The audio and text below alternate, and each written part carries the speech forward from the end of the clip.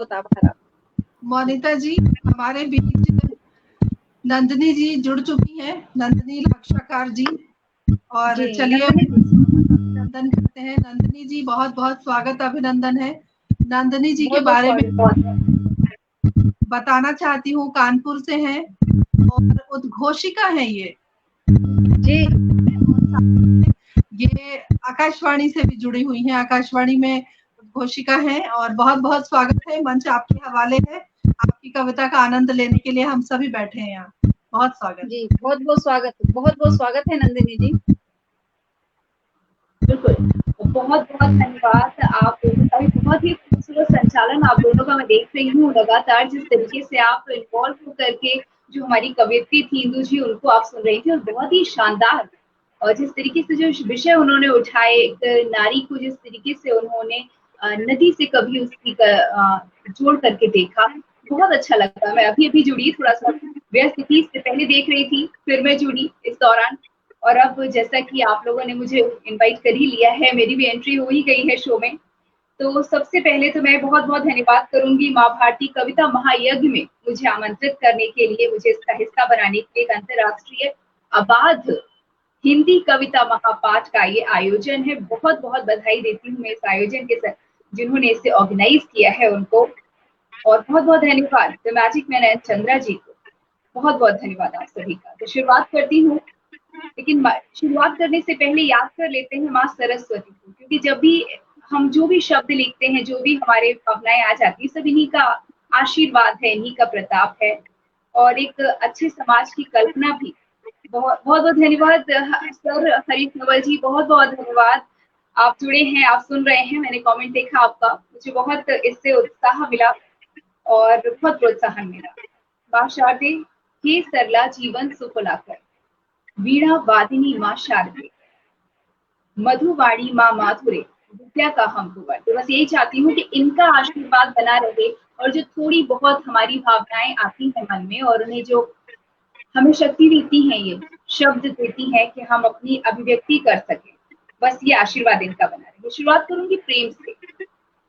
जी जी प्रेम बहुत ही महत्वपूर्ण जी।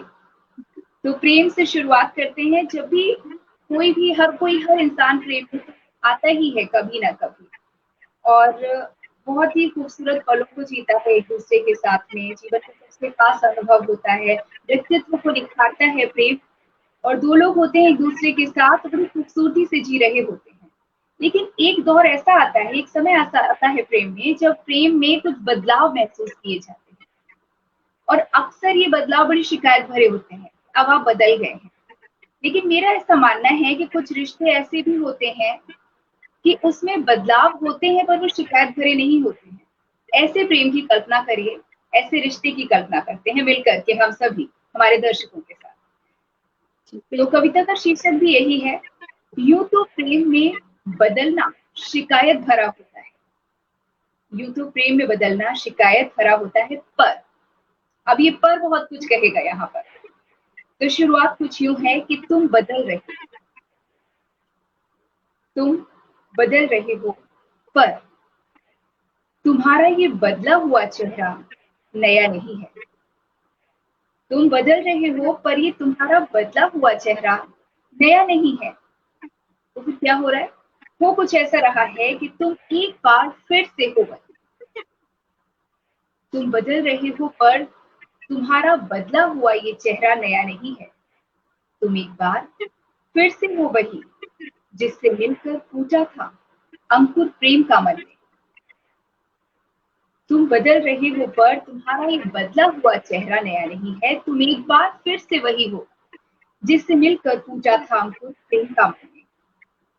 पर फिर तुम बदलते गए। तुम बदल रहे थे उससे जिससे मिलकर तुम्हारा होने की ख्वाहिश वजूद में आई थी। एक बदलाव अब हो रहा है और एक बदलाव तब हुआ था जब रिश्ते की शुरुआत हुई। तुम बदल रहे थे उससे जिससे मिलकर तुम्हारा होने की ख्वाहिश वजूद में आई थी। यूं तो प्रेम में बदलना शिकायत भरा होता है, पर तुम में होने वाला बदलाव मुझे भाया था उन दिनों। यूं तो प्रेम में बदलना शिकायत भरा होता है, पर तुम में होने वाला बदलाव मुझे भाया था उन दिनों। तुम्हारे बदलाव की रंगत मेरी रंगत सी थी। हमारे भाव एक थे, हमारे सुख एक थे, और तो और हमारे दुख एक ही थे। हम एक दूसरे की ख्वाहिश थे, हम एक दूसरे की ख्वाहिश थे, और इसीलिए हमारी ख्वाहिशें भी एक। हमारे भाव एक थे, हमारे सुख एक थे, और तो और हमारे दुख भी एक थे। हम एक दूसरे की ख्वाहिशें थे, इसलिए हमारी ख्वाहिशें भी एक सी थी। तुम्हारी आंखें बरसों तक मेरे आईने सी थी। तुम्हारी आंखों में मैंने खुद को बरसों संवारा था। तुम्हारी आंखें बरसों तक मेरे आईने से थी। तुम्हारी आंखों में मैंने खुद को बरसों संवारा था। पर अब ये गुजरता हुआ वक्त उकेर रहा है तुम्हारी आंखों में कुछ नए रंग और लकीरों के साथ एक नई तस्वीर इन दिनों। तुम्हारी आंखों में मैंने खुद को बरसों संवारा था, और अब ये गुजरता हुआ वक्त उकेर रहा है तुम्हारी आंखों में कुछ नए रंग और लकीरों के साथ एक नई तस्वीर इन दिनों। और तो और मुझे तुम्हारा ये बदला हुआ भी अंदाज भा रहा है। मुझे तुम्हारा ये बदला हुआ अंदाज भी भा रहा है, क्योंकि इस बदलाव में खुशबू है। इस बदलाव में खुशबू है उसी कोरे कागज की जिस पर उतरे पीताक्षरों की भाप ने मन को, जिस पर उतरी प्रीताक्षरों की भाप ने मन को सींचा था कभी। इस बदलाव में खुशबू है उसी कोरे कागज की जिस पर उतरे प्रीताक्षरों की भाप ने मन को सींचा था कभी। अब इन आंखों में मेरी तस्वीर नहीं है।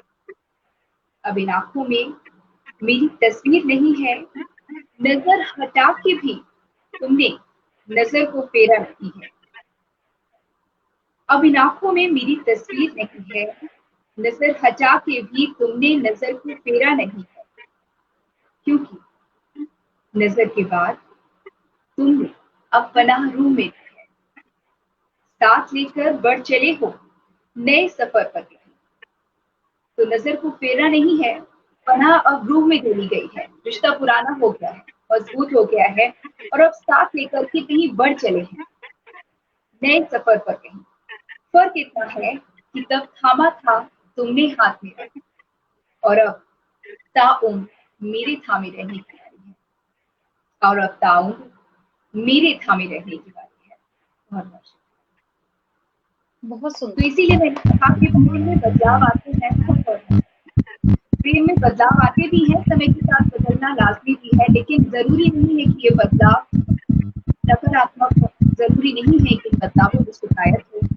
रिश्तों के साथ परिपक्व होना एक उम्र में, रिश्ते के साथ उसकी उम्र होने के साथ साथ परिपक्व होना बहुत सामान्य है। तो कैसे हम लेते हैं और फिर क्या देखते हैं बदलाव में, कहीं ना कहीं यही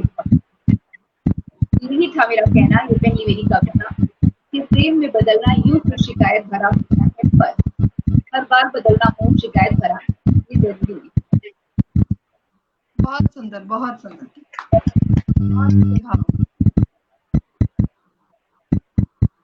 देखिए, प्रेम के अंकुर फूटते में बड़ा खूबसूरत माहौल हो जाता है, बड़ा ही अच्छा वातावरण होता है यदि सभी प्रेम में हो, एक स्वस्थ प्रेम में हो, सच्चे रिश्तों में हो, राधा कृष्ण के प्रेम में हो, इस तरह का कुछ खूबसूरत पवित्र स्वभाव हो।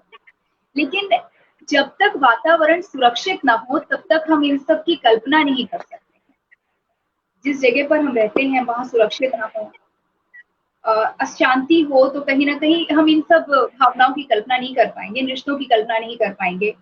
तो अब मैं चाहती हूँ कि हम अपने उन सैनिकों को, जो हमारी माँ भारती के सैनिक होते हैं, हमारी माँ भारती के वीर होते हैं, उनको कुछ याद कर लिया जाए। उनके लिए कुछ भावनाएं थी मेरे मन में जो मैंने कभी उकेरी, लोगों ने बहुत पसंद किया। मुझे नहीं पता कि ऐसा क्या था, लेकिन हाँ, जो दिल में था मैंने कहा और उसको पसंद किया गया, और आपके साथ आज मैं ये साझा करना चाहूंगी। कविता का शीर्षक है माँ भारती के वीर। स्वागत, सैनिक क्या होता है जी। तो सैनिक, हम सभी जानते हैं सैनिक के लिए जो हमारे मन में भाव होते हैं, सैनिक से बढ़कर क्या होगा, वो एक नौजवान होता है जो बिल्कुल घर से निकलता है माथे पर कफन बांध करके, माँ भारती को बस बचाना है, अब ये देश है तो मैं हूँ। तो ये बहुत आसान होता है कहना कि देश के लिए मर मिट जाओ, और लेकिन जब एक माँ अपने बेटे को भेजती है तो उसके लिए बहुत बड़ी बात होती है, ये वो अपना सब कुछ दे देती है। तो एक सैनिक को के अंदर क्या भाव होते हैं, किस भाव के साथ वो इस तरीके से अपने आप को मर मिटने के लिए तैयार हो जाता है, तो क्या होता है इस सैनिक में, आइए समझते हैं। माँ भारती की ये वीर। सैनिक के जर्रे जर्रे में सैलाब हौसलों का होता है। सैलाब एक ऐसा शब्द है जो अक्सर अतिशयोक्ति के लिए इस्तेमाल किया जाता है, लेकिन यहाँ पर मैं कहूंगी कि मेरे एक एक शब्द में जिसका भी मैंने इस्तेमाल किया, इसे अतिशयोक्ति के तौर पर ना लिया जाए। एक सैनिक के लिए ये शब्द कभी अतिशयोक्ति नहीं होते हैं, वाकई में यही भाव होते हैं, तब जाकर के वो कर पाते हैं, और वो करने का जज्बा उनमें होता है जिनके लिए उन्हें हम आज याद करें, और ये सम्मान हमारे मन में उनके लिए है। तो सैनिक के जर्रे जर्रे में सैलाब हौसलों का होता है, और इसीलिए दम देखकर हमारी सेना का दुश्मन होश खो देता है। सैनिक के जर्रे जर्रे में सैलाब हौसलों का होता है, और इसीलिए दम देखकर हमारी सेना का दुश्मन होश खो देता है। जब जब होती है हिमाकत माँ भारती पर नजर उठाने की, माटी से सजता वीर ललाट हिम रक्त से रंजित होता है। जब जब होती है हिमाकत माँ भारती पर नजर उठाने की, माटी से सजता वीर ललाट हिम रक्त से रंजित होता है। इन वीरों के बलिदान से ही धरा बलिदानियों की होती है। इन वीरों के बलिदान से ही धरा बलिदानियों की होती है। इन वरदानों से वसुंधरा वीर भोग्या होती है। इन वरदानों से, ये सैनिक किसी वरदान से कम नहीं है हमारे लिए, इस धरती के लिए। हर धरती में ऐसे सैनिक नहीं होते, हर धरती में ऐसे वीर नहीं होते, और इसीलिए इन वरदानों से वसुंधरा वीर भोग्या होती है। श्वेत हिमालय की राहें भी वीर कदम डिगा नहीं पाती हैं। श्वेत हिमालय की राहें भी वीर कदम डिगा नहीं पाती है। युद्धाग्नि की चिंगारी भी हौसले पिघला नहीं पाती है। श्वेत हिमालय की राहें भी वीर कदम डिगा नहीं पाती हैं। युद्धाग्नि की चिंगारी भी हौसले पिघला नहीं पाती है। माँ भारती रब इन वीरों की, माँ भारती ही वीर है, रक्त स्नान कर डटे रहे वो माँ भारती की वीर है। तो माँ भारती ही रब है इन वीरों की, और माँ भारती ही वीर है, रक्त स्नान करके डटे रहे जो वो माँ भारती के वीर हैं। और यही वजह है कि गौरवमयी है हर गाथा टूटती जंजीरों की। गौरवमयी है हर गाथा टूटती जंजीरों की, मराठों के पराक्रम की, राजस्थान के वीरों की। मराठों के पराक्रम की, राजस्थान के वीरों की। तनमन क्या हर रिश्ता अर्पण, वीरों का खुदा और सनम है वतन। ये वो उम्र होती है जब सैनिक होते हैं 19 साल के, 20 साल के, 21, 22, और बाकी के जो हमारे नौजवान होते हैं, और उनका जीवन देख लीजिए। और इन वीरों के लिए तो खुदा भी माँ भारती है और सनम भी माँ भारती है, और ये आसान नहीं, ये बहुत बहुत बहुत मुश्किल है। तनमन क्या है रिश्ता अर्पण, वीरों का खुदा और सनम है वतन। स्व आहुति उत्कंठा लिए बारूदों से होली है, सरहद पर कुछ ऐसा जज्बा हर दुश्मन खाए। पहचान न उनकी खान मराठा, ऐसे पंजाबी होता है। सैनिक का सीमा पर अभिज्ञान बस भारतीय ही। सैनिक क्या सीमा पर अभिज्ञान माफ कीजिएगा, बस माँ भारती ही होता है। रक्त से लथपथ काया तिरंगा झुकने नहीं देती। रक्त से लथपथ काया भी तिरंगा झुकने नहीं देती है। मातृभूमि की धूल से जमकर मत कूदो। शत्रु के लिए रक्त से लक्ष्मण लकीर बोल देते हैं। साथ भले साथी का छूटे, माँ भारती छूने नहीं देते हैं। तो इन परम वीरों ने अद्भुत अलौकिक वीरता का परचम लहराया है। ही नहीं, हर मोर्चे पर हमने विजयी हर मोर्चे पर हमने विजयी। ये कुछ हमारे सैनिकों के लिए कुछ भावनाएं थी जो मैंने अभिव्यक्त करने की कोशिश की। तो मुझे लगता है कि इन सैनिकों को हमें एक सलामी देनी चाहिए, यहाँ पर भी इनके लिए बिल्कुल को नमन करना बनता है। जी बिल्कुल।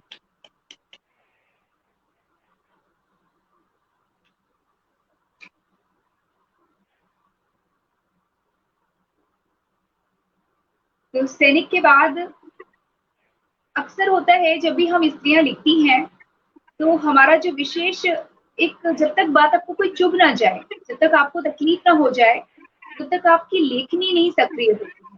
जब तक कुछ आपको बुरा ना लग जाए, कोई कुछ कह ना दे, तब कविता हो जाती है। जब दिल टूटता है तब कविता हो जाती है। जब हम अपने समाज में अपनी बहनों के साथ कुछ गलत होते देखते हैं या कुछ ऐसा देखते हैं कि ऐसा क्यों होता है, नहीं ये अतिरिक्त संघर्ष क्यों इनके हिस्से में है, क्यों जब हम पुरुषों से भी ज्यादा मेहनत करते हैं लेकिन उनके बराबर नहीं पहुंच पाते हैं। उनके बराबर पहुंचना एक हमारे लिए उपलब्धि हो जाता है, जबकि सामान्य सी प्रक्रिया हम काम करते हैं तो हम बराबर हैं। तो ऐसे में जब एक लड़कियां कह सकते हैं नवयौवना होती हैं, उनको जब एक मिनट नंदिनी जी, विभा जी कॉल करो, मुझे कॉल करो जी। आप पढ़ो नंदिनी जी, आप पढ़ो।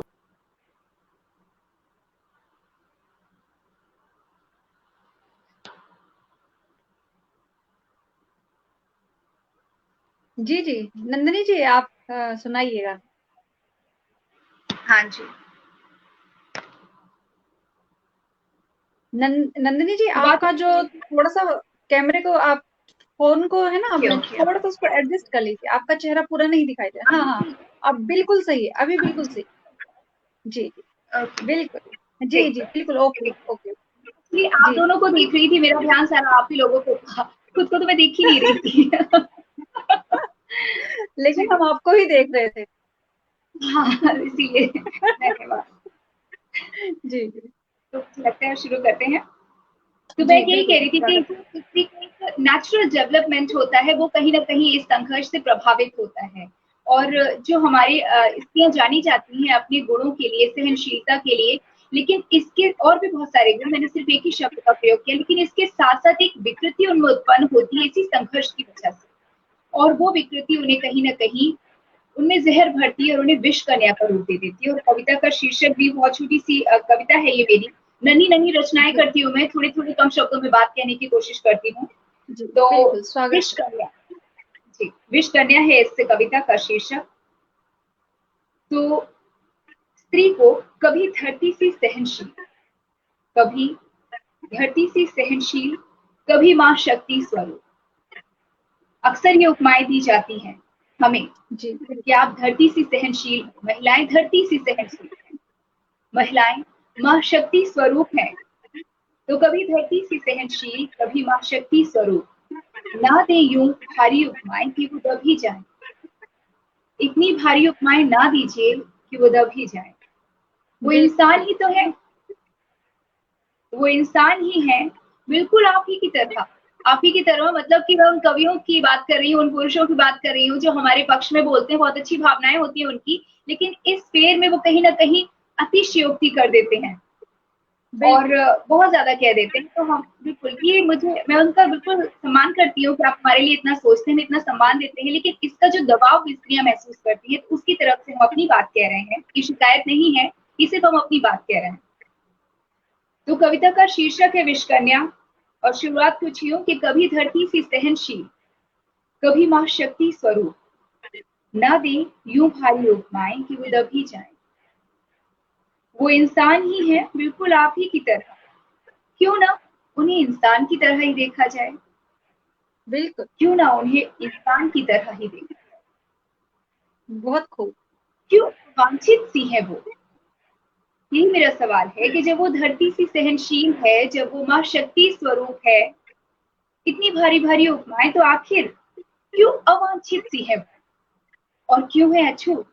बहुत ऐसे समय आते हैं जब स्त्रियां अछूत महसूस की जाती हैं, हम वो भी फेस करते हैं। क्यों अवांछित सी है वो और क्यों है अछूत? उनके हिस्से में है क्यों कभी उपेक्षा तो कभी लूट? उनके हिस्से में है क्यों कभी उपेक्षा कभी लूट? तो ऐसे में संघर्ष करती हुई जब एक स्त्री संघर्ष करती है बराबर आने के लिए, तो कहीं ना कहीं एक भाव विद्रोह का आ जाता है और अब वो कहती है, बताती है समाज को कि नहीं कमजोर अब वो जरा सी भी है, नहीं कमजोर अब वो जरा सी भी है, अपने हक के लिए अब वो लड़ाकी सी है। बहुत खूब, ये रूप आ गया है हमारे समाज में स्त्रियों का कि अब वो नहीं है कमजोर जरा सी भी, लेकिन अपने हक के लिए अब वो लड़ाकी सी है। ये रूप है। पर न हिस्से में हो जहर अब और नफरतों का। कहीं ना कहीं जब स्त्री का शोषण होता है तो उस वर्ग के प्रति नफरत का भाव आ ही जाता है। क्यों ये जहर उनको मिलता है? तो न हिस्से में हो जहर अब और नफरतों का कि अब वो और उसको पीने ना पाए, कि अब वो और उसको पीने ना पाए। जिस तरह अधूरे हैं आप उसके बिना। हाँ, पुरुष मानते हैं ये कि हम अधूरे हैं स्त्री के बिना, तो मानिए, यकीन जानिए, भले ही वो लड़ाकी सी नजर आ रही है, भले ही उनके मन में नफरतें दिख रही हैं आपको एक वर्ग के प्रति, तो जिस तरह अधूरे हैं आप उसके बिना, बस वो भी अधूरी सी रहने ना। वो साथी है आपकी, साथी ही रहे। कि देखो वो विश कन्या ना हो, कि देखो वो विश कन्या ना हो। तो ये एक प्रयास था, एक मैंने जो महसूस किया, जो हमारी स्त्रियां हैं, हमारी लड़कियां हैं खास तौर पर, बहुत बहुत शुक्रिया, बहुत बहुत शुक्रिया। और कमेंट लगातार आ रहे हैं, विनय पवार जी लगातार कमेंट कर रही है, भावना प्रकाश जी भी सक्रिय है, लगातार सुन रही हूँ। बहुत बहुत धन्यवाद आपको करती हूँ। और बहुत सारे जो हमारे दर्शक थे जिन्होंने बीच में कमेंट किया, उनको भी मैं बहुत बहुत तहे दिल से धन्यवाद करती हूँ। बीच में मैं नहीं बोली क्योंकि कहीं ना कहीं कविता का जो भाव होता है वो कहीं ना कहीं प्रभावित होते हैं, और मैं भी कहीं ना कहीं जुड़ी हुई थी। तो बस यही रिक्वेस्ट है लोगों से इस कविता के माध्यम से कि हमें सामान्य तरीके से बढ़ने दें। हम संघर्ष करेंगे, हमें शक्ति है, हमें करना चाहिए, क्योंकि अपनी अगली जनरेशन के लिए, जाने वाली पीढ़ी के लिए। लेकिन इस फेर में जो एक विष हमारे मन में भर रहा है, ये जो विषाक्तता भर रही है और जो अलग रहने की प्रवृत्तियां आ रही हैं, ये सही नहीं है।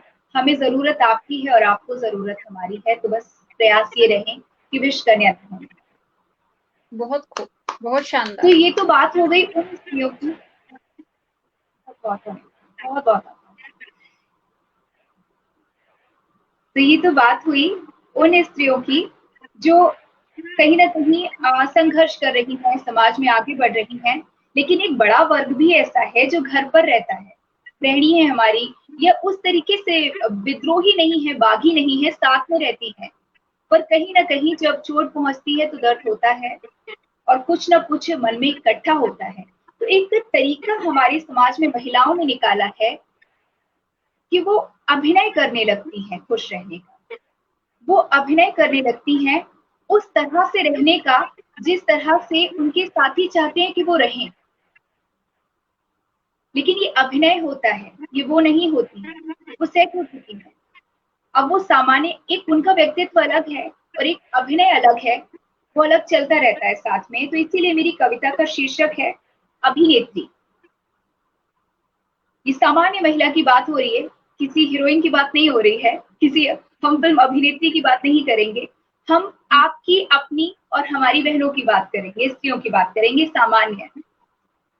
तो लेकिन मैं कहूंगी कि ये भी एक मजबूत सशक्त महिलाएं हैं जिन्होंने तरीका निकाला। और कहीं ना कहीं तकलीफ एक हद तक जब बढ़ती है तो प्रतिक्रिया आती है, और उसका क्या प्रभाव होता है वो भी इस कविता के माध्यम से मैंने कुछ ही पंक्तियों में कहने की कोशिश की है। शीर्षक है अभिनेत्री।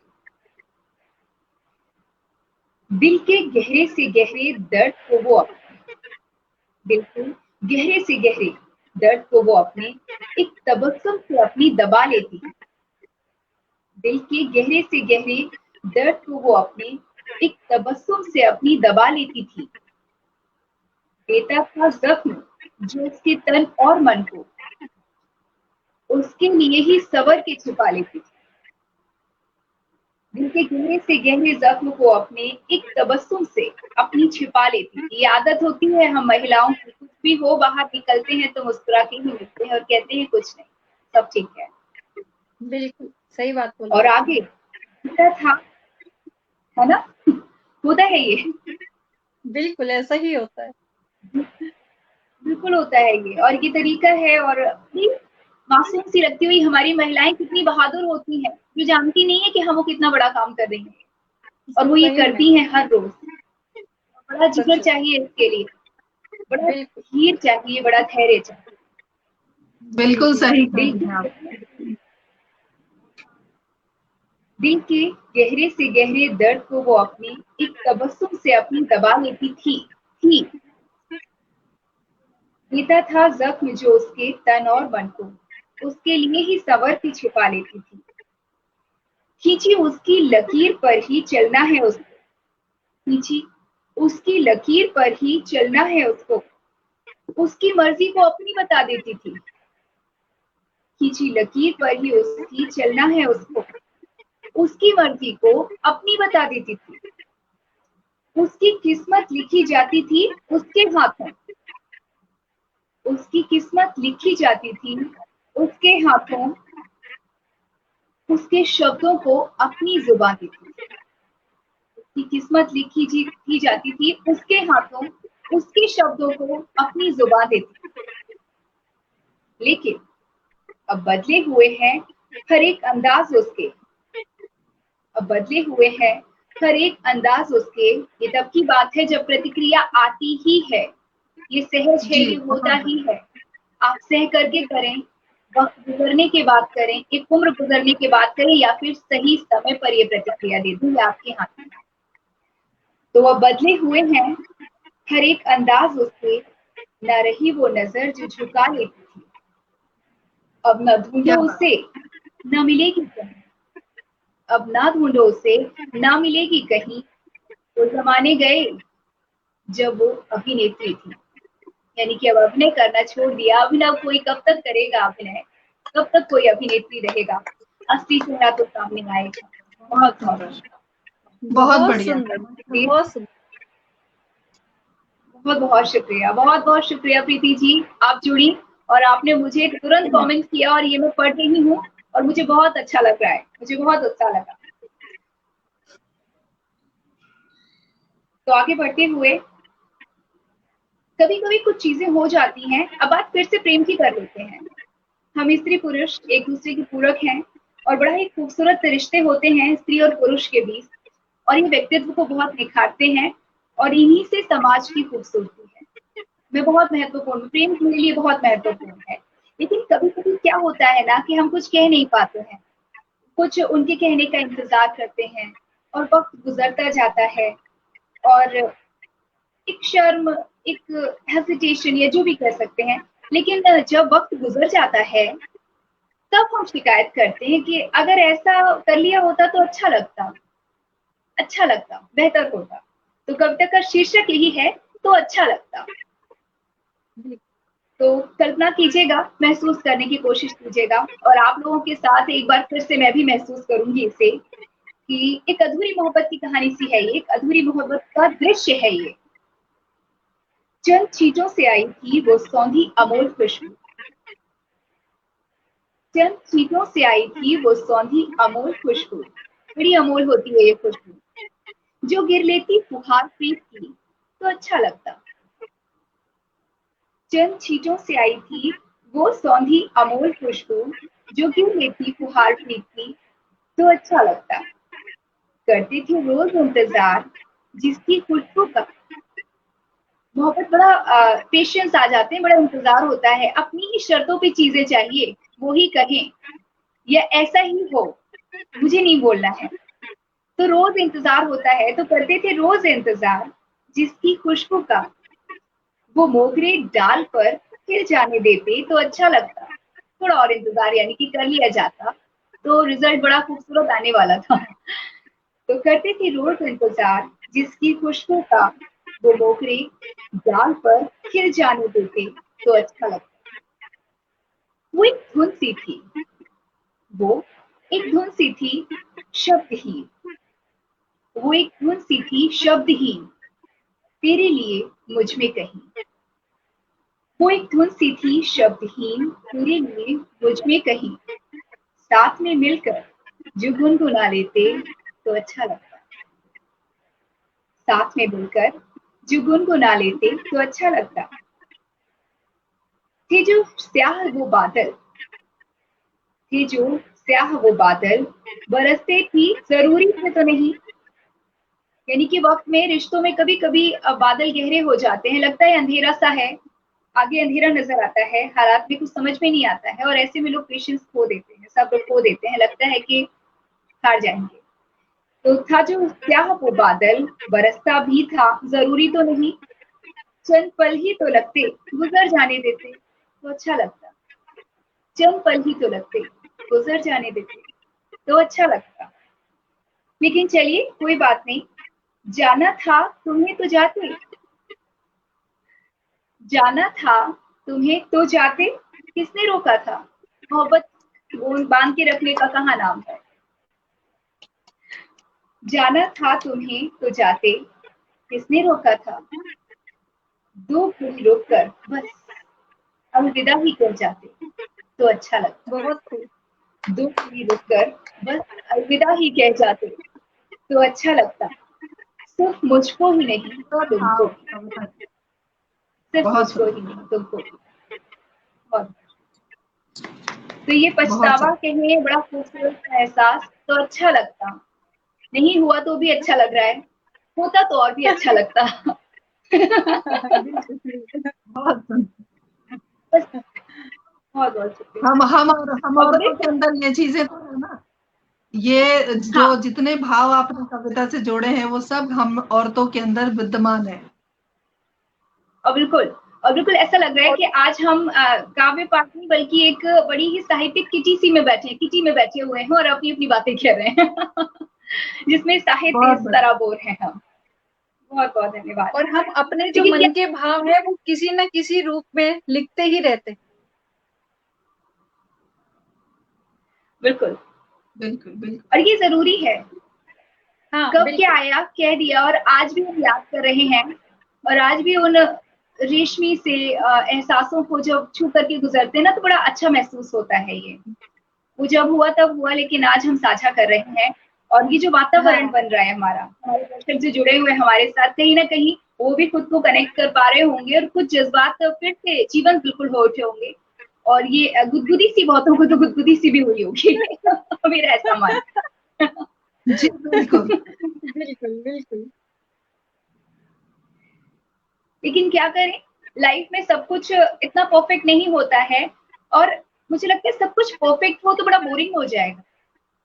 ये जो एक लापरवाही, ये जो गलतियां हम कर जाते हैं, ये बड़ी जिंदगी को बड़ी एक्साइटमेंट बना रहता है, और ये बेतरतीबी जिसे कह सकते हैं। और मैंने बेतरतीबी शब्द का इसलिए इस्तेमाल किया क्योंकि मेरी आंखों के सामने अब जो कविता है उसका शीर्षक भी कुछ ऐसा ही है, और उसमें भी बेतरतीबी की बात हो रही है। तो बेतरतीबी की एक बुरी आदत मानी जाती है ये, लेकिन चलिए इस पे बात करते हैं। एक आदत बेतरतीबी की बुरी आदत। जी सुनाइए। उनकी चाहत थी कि भर दूं दामन खुशियों से, उनकी चाहत थी कि भर दूं दामन खुशियों से, मुझे दामन झड़ाने की बुरी आदत है। उनकी चाहत थी कि भर दूं दामन खुशियों से, मुझको दामन झड़ाने की बुरी आदत है। उनकी चाहत थी खिले अरमान जगे जज्बात मुझ में, मुझे इन सबको सुलाने की बुरी आदत है। उनकी चाहत थी कि भर दूं दामन खुशियों से, मुझको दामन झड़ाने की बुरी आदत है। उनकी चाहत थी खिले अरमान जगे जज्बात मुझ में, मुझे इन सबको सुलाने की बुरी आदत है।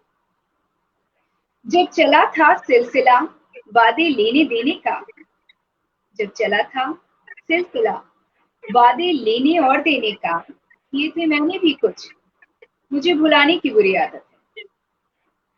किए थे मैंने भी कुछ, पर मुझे भुलाने की बुरी आदत है। अब क्या करें, है तो है, क्या किया जाए। भाई वाकई ये बुरी आदत है तुमने नंदिनी बोला जी। था ठीक है, ये कभी कभी होना चाहिए कभी। जब चला था सिलसिला वादे लेने देने का, किए थे मैंने भी कुछ, मुझे भुलाने की बुरी आदत है। तुमने बोला था कि कह दो वो सब, तुमने बोला था कि कह दो वो सब जो कभी किसी से न कहा। तुमने बोला था कि कह दो वो सब जो कभी किसी से न कहा। मुझको दिल में दबाने की बुरी आदत है।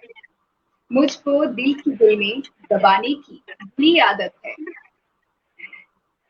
कुछ पन्ने थे खोले उसने जिंदगी के पढ़ने के लिए। कुछ पन्ने खोले थे उसने जिंदगी के पढ़ने के लिए, पर मुझे किताबें अलमारी में सजाने की बुरी आदत है। कुछ बहुत पन्ने खोले खूब। थे उसने जिंदगी के पढ़ने के लिए, पर मुझे किताबें अलमारी में सजाने की बुरी आदत है। तुमने सिखाया तरीका सलीका जिंदगी जीने का, शुक्रिया इसके लिए, लेकिन तुमने सिखाया सलीका तरीका जिंदगी जीने का। जिंदगी यूं ही भली मेरी मुझे बेतरतीबी की बुरी आदत है। जिंदगी यूं ही भली मेरी मुझे बेतरतीबी की बुरी आदत है। क्या करूं, अब है तो है, आदत है, आदत है, क्या किया जाए। क्या क्या किया बात जाए? है, बहुत सुंदर, बिल्कुल, बहुत सुंदर। क्या किया जाए, आदत है तो आदत है, और इसमें क्या किया जाए। बहुत खूब। आदत है, क्या किया जाए। बहुत बहुत शुक्रिया प्रीति जी, और बहुत बहुत शुक्रिया आप सभी का जो हमसे जुड़ रहे हैं। और एक एक को मैं बाद में रिप्लाई जरूर करूंगी। ये मेरी आदत है और मुझे लगता है ये अच्छी आदत है, रिप्लाई जरूर करूंगी मैं। अब ये नंदिनी जी ये आदत ही तो आदत है। वैसे आपके पास 4 मिनट का समय शेष है। आप अपनी अगर छोटी है तो अरे 2 रचनाएं पढ़ सकती हैं, अगर बड़ी है तो 1 जी रचना। जी जी, एक मैं चाहूंगी उसको जरूर मैं साझा करना चाहूंगी, तो मैं सोच रही हूँ कि पहले उसको मैं कर लेती हूँ। जी बिल्कुल।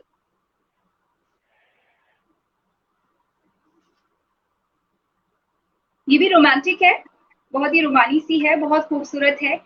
एक बार मैंने एक तस्वीर देखी थी फेसबुक पर, कपल थे, उनकी तस्वीर को देख करके मुझे कुछ सूझा, बड़ा ही बहुत खूबसूरत सपोज था उनका, तो उनको देख करके मैंने ये लिखा है। और कविता का शीर्षक है सिंदूरी शाम। एक मैच्योर कपल था, तो आप समझिएगा, महसूस करिएगा। अभी मैं उस उम्र तक पहुंची नहीं हूँ, लेकिन कोशिश की है मैंने उसको कहने की, महसूस करने की। जी स्वागत है। तो ये गुलाबी मौसम, गुलाबी हफ्ते में गुलाबी जोड़ों के लिए गुलाबों सी खुशबू सी भीगी, एक गुलाबी कविता लिखी थी मैंने। एक बार फिर से बोल देती हूँ, मैं अटक गई थी। गुलाबी मौसम के गुलाबी हफ्ते में गुलाबी जोड़ों के लिए गुलाबों सी खुशबू से भीगी एक गुलाबी कविता आपके सामने। रेशमी वादों के इन धागों से बुनकर, रेशमी वादों के इन धागों से बुनकर फिर प्रीत को एक ख्वाब दे दो ना।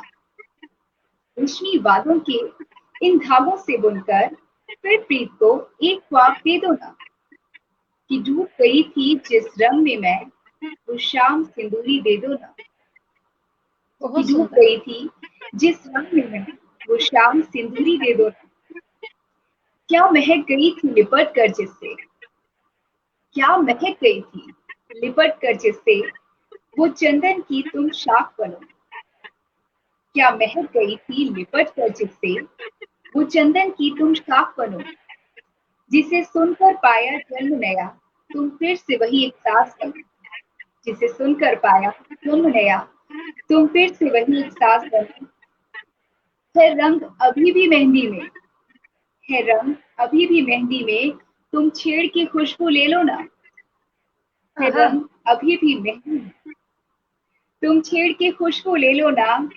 उस रोज कहा था जिस दिल से जो, उस रोज कहा था दिल से जो, फिर आज वो मुझसे कह दो। बहुत खूब। है बहुत रंग खूब। अभी भी मेहंदी में, तुम छेड़ के खुशबू ले लो ना। उस रोज कहा था दिल से जो राज को मुझसे कहूं, तो रेशमी बादों के इन धागों से फिर प्रीत को एक ख्वाब दे दो ना। बहुत खूबसूरत, बहुत ही खूबसूरत रचनाएं हैं आपकी।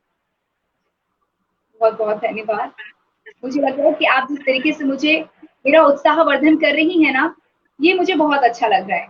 और इसकी वजह से एक और अगर समय हो, अंतिम रचना मान लीजिए इसे आज के लिए, लेकिन मुझे अच्छा है कि 2 मिनट मुझे लगता है अभी है मेरे पास। एक छोटी सी रचना है जी जी।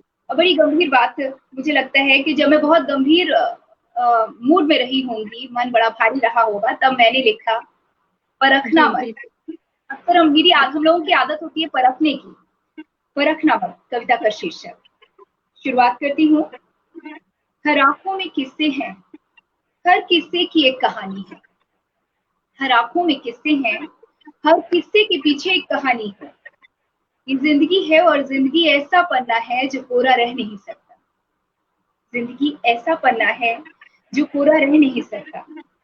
कभी है मौसम पतझड़ का तो कभी बरसता पानी है। कभी है मौसम पतझड़ का तो कभी बरसता पानी है। पर नामालूम क्यों इन आंखों से कोई कतरा नहीं बहता। नामालूम क्यों इन आंखों से कोई कतरा नहीं बहता। भीड़ सी तन्हा सी जिंदगी में शिकायत करें तो किससे करें। भीड़ सी तन्हा इस जिंदगी में शिकायत करें तो किससे करें। सभी के अपने दुखड़े हैं, किसी की कोई नहीं सहता। क्या सभी बात के है, अपने दुखड़े हैं, बहुत खूब, बहुत किसी की खूब। कोई नहीं सहता। न रूठ जाए दिल दिल से, न रूठ जाए दिल अपने ही दिल से। गुफ्तगू खुद से बंद कर दी। न रूठ जाए दिल दिल से, इसलिए गुफ्तगू भी खुद से बंद कर दी। दिल की हालत है कुछ यूं कि दिल भी दिल की नहीं कहता। दिल की हालत है कुछ यूं कि दिल भी दिल की नहीं कहता। बहुत बढ़िया। परखना छोड़ चुके हैं हम, परखना छोड़ चुके हैं हम अब और कुछ होने के डर से। परखना छोड़ चुके हैं हम अब और कुछ होने के डर से, क्योंकि सुना है कि परखने पर कोई अपना नहीं। बहुत सुंदर, परखने पर कोई अपना नहीं। बहुत सुंदर बहुत बहुत नंदिनी। धन्यवाद आपका विभाग। बहुत शानदार बहुत बहुत धन्यवाद आपका।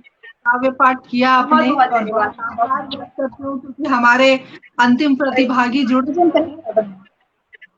जी, उनको उनको इंतजार कराना हमें शोभा नहीं देता। तो बिल्कुल आपका बिल्कुल बहुत आभार, सुनूंगी। बहुत आभार आपका। बहुत बहुत बहुत सुंदर धन्यवाद।